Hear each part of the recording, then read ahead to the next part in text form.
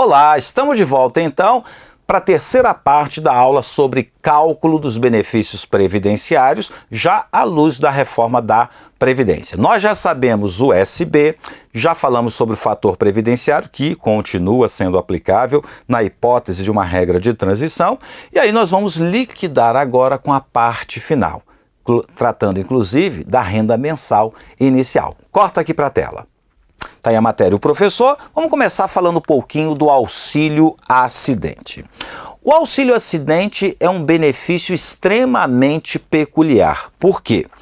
Enquanto a maioria dos benefícios previdenciários tem por grande objetivo substituir a renda do trabalhador, o auxílio acidente ele tem uma outra finalidade. A finalidade dele é indenizatória. Indeniza o quê? A redução da capacidade laborativa. Portanto, se alguém perde uma perna, a lei imagina, olha, ela até pode continuar trabalhando, mas ela vai conseguir um emprego, um salário diferente, na maioria das vezes menor do que aquele que ele estava acostumado a receber. Por conta disso, o legislador concebeu um benefício que iria compensar uma eventual redução salarial. Por isso que ele tem essa natureza indenizatória. Eu gosto sempre de dar como exemplo, tá? O cara que era motorista de ônibus sofre um acidente, não tem mais condições de dirigir e aí ele passa a trabalhar em outra atividade na qual ele vai ganhar menos. No caso, o auxílio acidente vai indenizar essa redução da sua capacidade laborativa, provavelmente compensando uma redução salarial. A questão então é a seguinte: a pessoa está aqui trabalhando, recebendo o seu salário, e aí por algum motivo teve reduzida a sua capacidade laborativa, mas ela continua trabalhando. Como o auxílio acidente não substitui o salário, o objetivo é indenizar, a pessoa também vai receber o auxílio acidente. Junto com o quê? Junto com o seu salário. Aí um detalhe, o auxílio acidente não incide contribuição previdenciária. O auxílio acidente não incide contribuição. No entanto, quando eu for fazer a média aritmética para apurar o SB deste indivíduo, eu tenho que somar o auxílio acidente ao salário, porque o auxílio acidente integra o cálculo do benefício. Então, digamos, tá? Apenas para conjecturar, se ele ganha R$1.000 aqui e o seu auxílio acidente é no valor de R$500, quando eu for fazer a média aritmética, neste mês aqui, eu considero que o salário dele foi de R$1.500. Porque esse auxílio acidente ele vai integrar a remuneração para efeito de cálculo de um futuro benefício, ainda que não incida a contribuição sobre o auxílio acidente.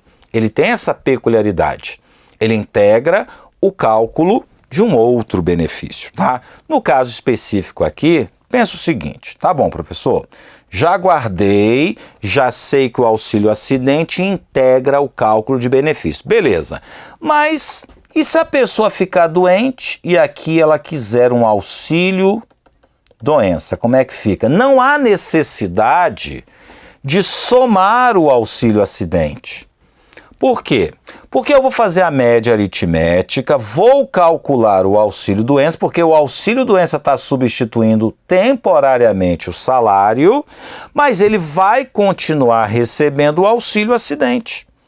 Então, neste caso, o auxílio acidente não vai integrar o cálculo do auxílio doença, como também não integraria o cálculo de um salário maternidade. Quando eu digo que o auxílio acidente integra o cálculo do benefício, este benefício aqui é uma aposentadoria, tá? Porque o auxílio acidente ele não se acumula com a aposentadoria. E com auxílio doença, pode acumular. Com salário maternidade, pode acumular. Ele não se acumula com a aposentadoria. Portanto, apenas quando nós formos calcular a aposentadoria é que esse auxílio acidente vai integrar o cálculo da aposentadoria. Olha o que diz o artigo 31 da Lei 8.213. O valor mensal do auxílio acidente integra o salário de contribuição para fins de cálculo do salário de benefício de qualquer aposentadoria. E aí a gente observa, né, claro, limites, né, teto, e também vai observar o dispositivo específico que trata do auxílio acidente, lá no artigo 86. Por hora, a gente não estudou ainda o auxílio acidente. O que você tem que guardar desta aula? Que o auxílio acidente integra o cálculo de qualquer aposentadoria. Tranquilo? Show! Vamos continuar então. Uma pergunta então para vocês. No caso, um segurado especial. A gente sabe que esse pessoal, né, segurado especial, os benefícios estão lá no valor de um salário mínimo. Se por acaso esse segurado especial receber também um auxílio acidente, como é que fica? Bom, eu tenho que fazer a média aritmética de um salário mínimo do sujeito lá. Só que no período que ele recebeu o auxílio acidente, eu vou somar meio salário mínimo, que é o valor do auxílio acidente que no meu exemplo aqui, esse segurado especial recebia. Então, provavelmente, um segurado especial que recebia auxílio acidente, quando ele for se aposentar, a sua aposentadoria será maior que um salário mínimo, porque eu levei em consideração o valor do auxílio acidente que ele recebia. Tranquilo? Show. Vamos continuar então. Atividades concomitantes. O que é isso? O sujeito tem a atividade dele aqui principal e ele tem uma atividade secundária. São duas atividades. Então ele contribui aqui, contribui aqui, contribui aqui e assim sucessivamente. 2 empregos, 2 fontes de rendas, 2 contribuições para a Previdência Social, sendo que essa soma não pode ultrapassar o teto previdenciário, tá? Se o cara aqui ganha 3 mil e aqui ele ganha 2 mil, é como se ele ganhasse 5 mil. Agora, se o cara aqui ganha 6 mil, vamos imaginar que 6 mil seja o teto. E aqui ele ganha 6 mil, ele não contribui sobre os outros 6 mil. Por quê? Porque aqui ele já está no teto. Não precisa contribuir na outra atividade. Ele, segurado, a empresa vai ter que contribuir. Porque a base dela não é o salário, é a folha. Agora, se o cara ganha 4 mil aqui e 4 mil aqui, passou do teto. A gente está considerando um teto de 6 mil. Como é que faz? Bom, qual é a atividade mais antiga? Essa daqui. Por quê? Essa aqui eu considero a atividade principal, porque ela é a mais antiga. Aqui ele contribui sobre 4. Nessa que ele ganha 4 mil também, ele só vai contribuir em cima de 2 mil, porque não pode ultrapassar 6, que é o teto que a gente está usando aqui como exemplo. Então, na primeira ele contribui sobre 4, na segunda ele contribui apenas sobre 2 mil. E o total vai dar o quê? 6. Quando o sujeito tem atividades concomitantes, como que se calcula um benefício previdenciário? Simples, eu vou somar os 2 salários, coloco aqui a soma, e agora eu faço a média aritmética.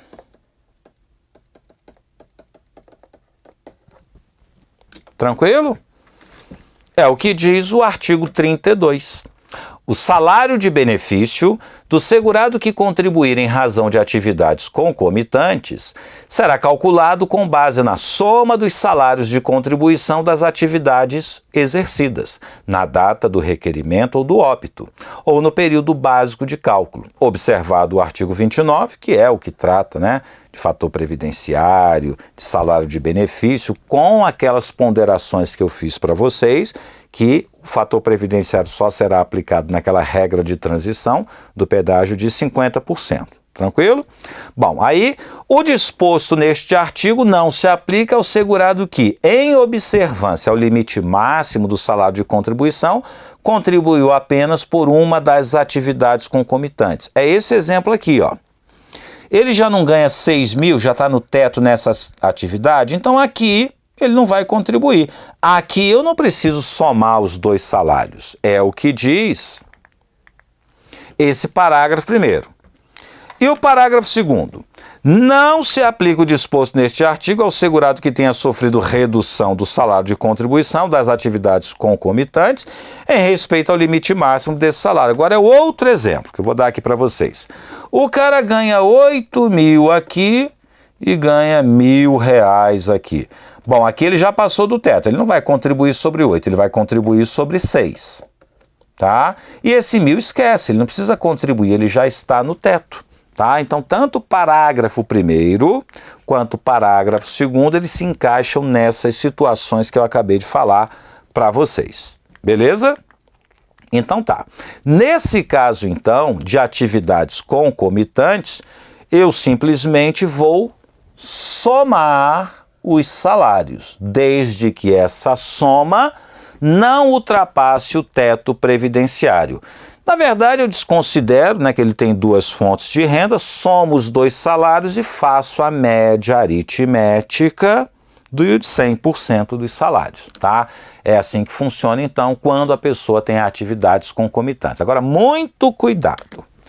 Quando eu digo que a pessoa tem atividades concomitantes, é porque ela está vinculada ao regime geral de previdência social na atividade A e porque ela também está vinculada ao RGPS na atividade B.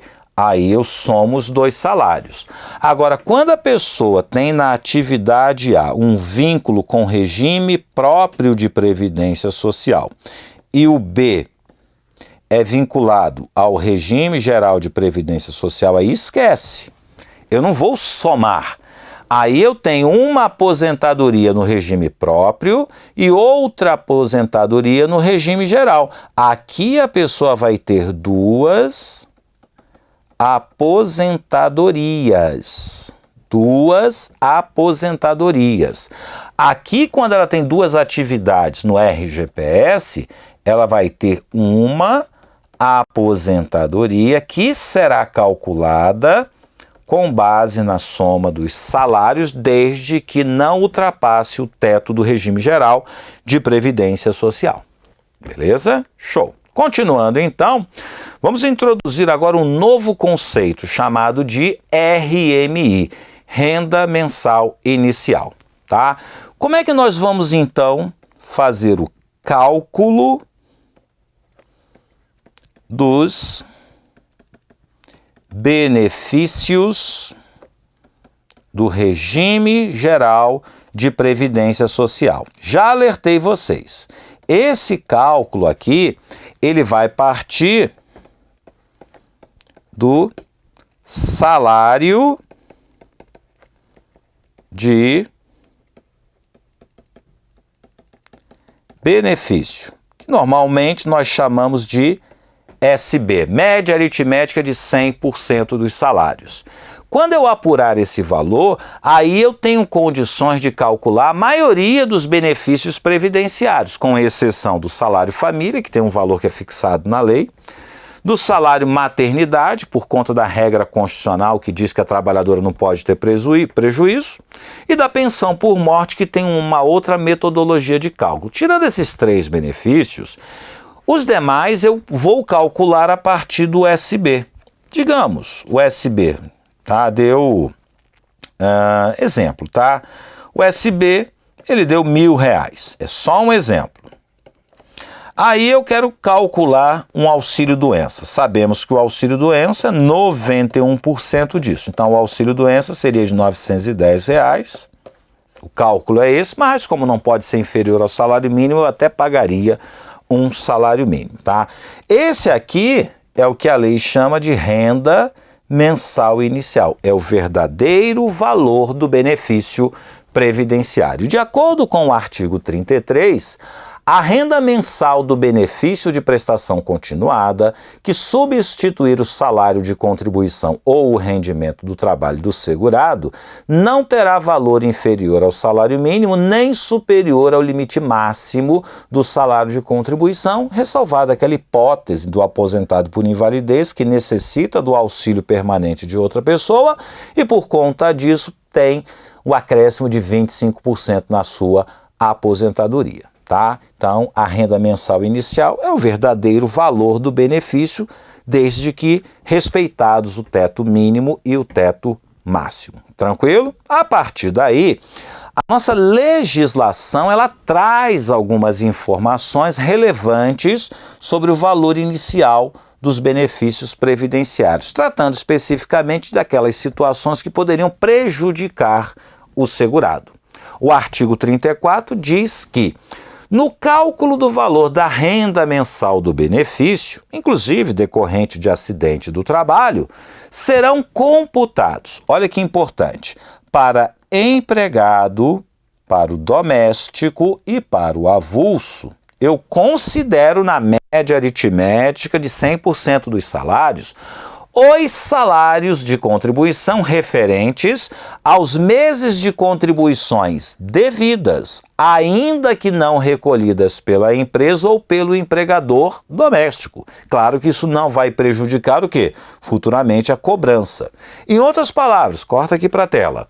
Se o sujeito consegue provar qual era o valor do seu salário, ainda que a empresa não tenha feito o recolhimento da contribuição, eu vou calcular o benefício deste empregado, empregada doméstica e avulso em cima deste salário, ainda que a contribuição não tenha sido recolhida.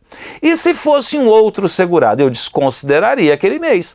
Ah, esse mês que você não recolheu, então tira da conta. Ele não vai entrar. Por quê? Porque o tratamento diferente. Porque no caso de empregado, doméstico e avulso, eles não são responsáveis pelo recolhimento da contribuição. Agora, contribuinte individual, facultativo, esses são prejudicados, porque são eles os responsáveis pelo recolhimento da contribuição previdenciária. Daí, o tratamento diferenciado. Tranquilo? Guardou? Então, volta para cá. Não se esqueça. Ainda que a empresa não tenha feito o recolhimento da contribuição, no cálculo do benefício de empregado, de empregada doméstica, de trabalhador avulso, eu vou considerar o salário daquele mês. Tá? Desde que ele consiga pelo menos provar qual era o valor do salário, né? Geralmente isso está lá na carteira de trabalho. 2. Para o segurado empregado, inclusive doméstico, trabalhador avulso e o segurado especial, o valor mensal do auxílio acidente, considerado como salário de contribuição para fins de concessão de qualquer aposentadoria. Isso a gente já sabia. Tá? Mas por que, professor? Só para o empregado, só para o doméstico, só para o trabalhador avulso e só para o segurado especial? Porque só esses têm direito ao auxílio acidente. Naquela aula que nós falamos sobre quais são os benefícios do RGPS, eu deixei isso muito claro. Se você esqueceu, volta e dá uma lida no artigo 18 da Lei 8.213.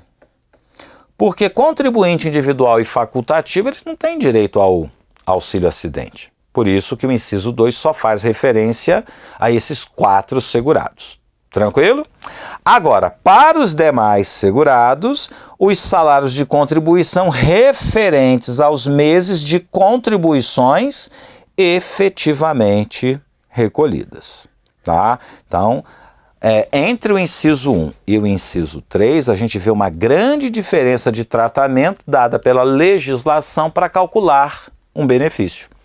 Para empregado doméstico e avulso, ainda que o empregador não tenha recolhido a contribuição, eu vou considerar o salário daquele mês, no cálculo dos benefícios. Para os demais segurados, contribuinte individual e facultativo especificamente, se ele não tiver recolhido a contribuição, eu simplesmente retiro do cálculo aquele mês. Tranquilo? 35. Valor mínimo. É o seguinte, isso aqui é uma fórmula mágica. O sujeito consegue provar que tem direito ao benefício, mas não consegue provar qual era o valor do seu salário. Beleza, dá o benefício para ele no valor do salário mínimo. Ao segurado empregado, inclusive o doméstico, e ao trabalhador avulso, que tenham cumprido todas as condições para a concessão do benefício pleiteado, mas não possam comprovar o valor dos seus salários de contribuição no período básico de cálculo, será concedido o benefício de valor mínimo, devendo esta renda ser recalculada quando da apresentação de prova dos salários de contribuição. Isso aqui era muito comum, o seguinte, corta para mim. O sujeito, tem um salário mínimo assinado na carteira, mas ele ganhava um monte de coisa por fora. Aí ele, eu ganhava um monte de coisa aqui por fora e tal. Você tem como provar que recebia por fora? Não, então é um salário mínimo. Então eu vou processar o patrão, vou lá na Justiça do Trabalho. Ele vai à Justiça do Trabalho, consegue um provimento favorável, o juiz diz, olha, empresa, você vai ter que pagar aqui as contribuições previdenciárias sobre todos esses valores que vocês pagaram por fora. Tá? Fica tudo documentado na reclamação trabalhista. O que ele pode fazer no futuro? Ir até a Previdência, levar toda essa documentação produzida na reclamação trabalhista e exigir que a Previdência faça uma revisão no valor de sua aposentadoria, por exemplo, levando em consideração o real salário que ele recebia. Mas enquanto isso, ele está recebendo um salário mínimo. Em outras palavras, ainda que você não consiga provar o real valor do seu salário, mas consiga provar que tem direito à aposentadoria, você vai ter direito ao benefício, calculado no valor de um salário mínimo. Conseguiu provar a Previdência, o verdadeiro valor do salário, será feito um recálculo e aí sim, dali para frente, você passa a receber o real valor do seu benefício. Tranquilo? Volta para cá. Artigo 37, em vermelho.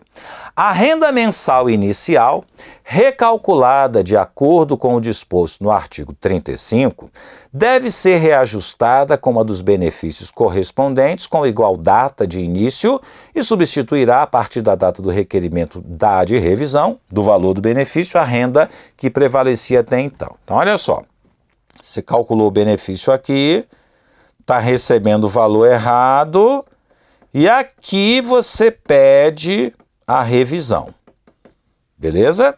Bom, aí eu vou ter que mudar o valor aqui, né? Digamos aqui o valor era 100, ele passa a ser 200. Aí eu projeto esse 200 para essa data aqui, ó. Entre um e outro podem ter se passado vários anos. Projetei, daqui para frente eu recebo o valor certinho. Valor certo. Tá, beleza. Então, aí e daí para trás recebe os atrasados? Leia de novo. A renda mensal inicial recalculada de acordo com esse artigo aqui, ó, 35, deve ser reajustada como a dos benefícios correspondentes com igual data de início. Então, aqui substituir, reajusto, trago ele para cá e substituirá a partir da data do requerimento da revisão. Então, daqui para frente, que foi a data que houve pedido de revisão, daqui para frente ele recebe o valor certo. E daí para trás, ele não recebe nada. É isso que a lei está dizendo. Porque a nova renda substituirá, a partir da data do requerimento de revisão do valor do benefício, a renda mensal que prevalecia até então. Essa linguagem está dizendo o seguinte, ele não vai receber atrasados correspondentes ao período anterior ao pedido de revisão. É um dispositivo bastante ruim, digamos assim, para as partes, porque o certo era substituir desde a data do início. Aí, ia ter uma diferença todos esses meses, ia gerar uns atrasados bacana aqui. Mas, nesse caso de revisão, a lei está dizendo que os novos valores serão pagos a partir apenas do pedido de revisão em diante. É realmente extremamente prejudicial ao segurado. Tranquilo? Artigo 36. Para o segurado empregado doméstico que, tendo satisfeito as condições exigidas para a concessão do benefício requerido, não comprovar o efetivo recolhimento das contribuições devidas, será concedido o benefício mínimo, devendo sua renda ser recalculada quando da apresentação da prova do requerimento das contribuições. Repare que este artigo 36, ele conflita com esse aqui, ó. Com esse 34. O 34 diz, para o empregado, para o doméstico, para o avulso, os salários de contribuição referentes aos meses de contribuição devidas, ainda que não recolhidas pela empresa ou pelo empregador doméstico. E essa é uma redação de 2015. É uma nova redação. Essa redação que eu acabei de falar com vocês, ela é original. Portanto, no meu entender, esse dispositivo aqui, ele está revogado pelo artigo 34, inciso 1.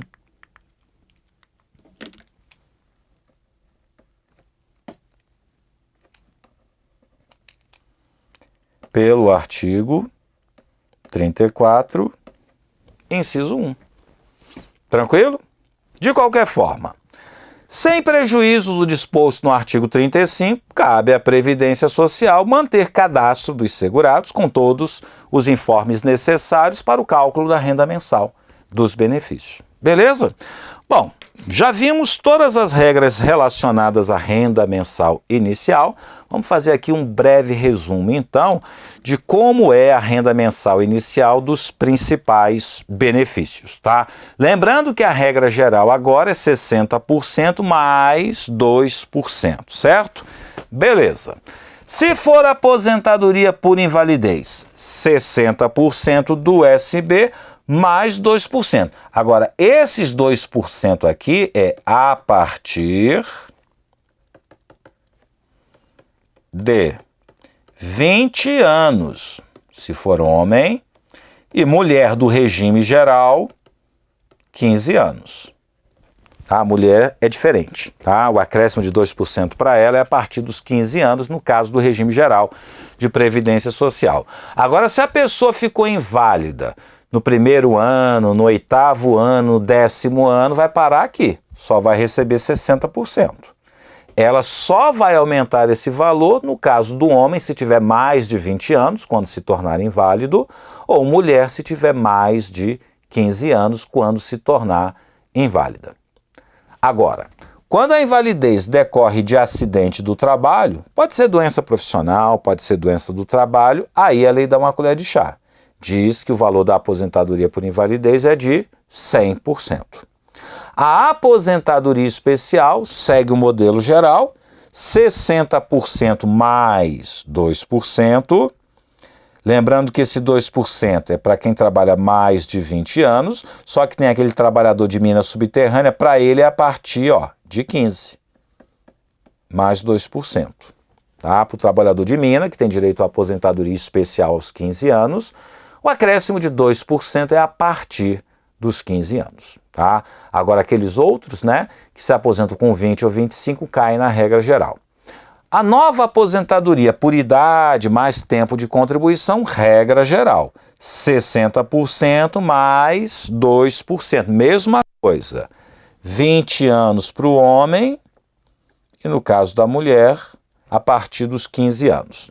Como se calcula uma pensão por morte? Bom, se o cara já estava aposentado, o SB é o valor dessa aposentadoria. Se ele estava na ativa, primeiro a gente calcula uma aposentadoria por invalidez, 60%. Se tiver mais de 20 ou 15, eu somo 2. É a minha base de cálculo. E aí, a nova metodologia de cálculo da pensão. 50% mais 10% por dependente. Se deixou então só uma esposa, ela vai receber 60% do valor da aposentadoria que ele já recebia, ou vai receber 60% do valor da aposentadoria por invalidez que ele teria direito. Professor, E se ele tem 12 anos de atividade, morre, não é acidente do trabalho? Bom, a aposentadoria por invalidez é 60%. Tá, mas aí eu vou aplicar de novo 60% em cima de 60%? Sim, vai fazer isso. Olha que absurdo. O SB deu quanto? 5 mil. Aí calculou a aposentadoria por invalidez, 60% disso, né? Então a RMI vai ser de 3 mil, 60% disso. E o valor da pensão, já que ele deixou uma esposa, 60% de 3 mil. A RMI da pensão vai ser de 1.800. Entenderam? A pessoa estava na atividade, aí eu calculei a aposentadoria por invalidez, porque não era acidente do trabalho. A pessoa não tinha mais de 20 anos, então parou em 60%. Desse valor eu calculo a pensão por morte. Como ele deixou só uma esposa, então a pensão vai ter o valor de 60%. De quê? Da aposentadoria por invalidez. Só que a aposentadoria por invalidez já correspondia a 60%. Por isso que a pensão tem um valor aqui tão baixo. Porque, na verdade, eu estou aplicando 60% em cima de 3 mil. E achei 1.800. A nova regra de pensão é bem draconiana, né? O auxílio reclusão não tem mais cálculo, né? Porque ele fala que não pode ser maior que um salário mínimo. Bom, não pode ser maior, beleza, também não pode ser menor, então só pode ser um salário mínimo, novo valor do auxílio reclusão. O auxílio doença, já mostrei, né? 91% do SB, mas esse valor aqui tem que ser menor ou igual à média dos 12, né, últimos salários, e o auxílio acidente ele ainda está aqui nesse percentual de 50%, tá bom?